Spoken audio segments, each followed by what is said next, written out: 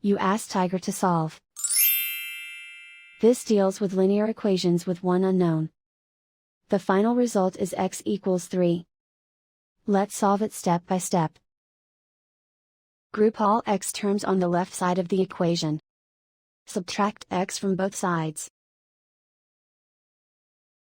Group like terms. Simplify the arithmetic.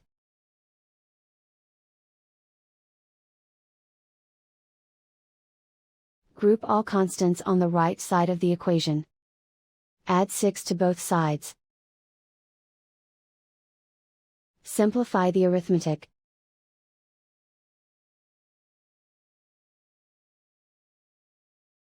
Isolate the x.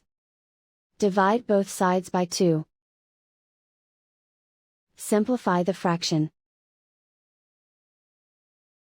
Find the greatest common factor of the numerator and denominator. Factor out and cancel the greatest common factor. And so the final result is x equals 3.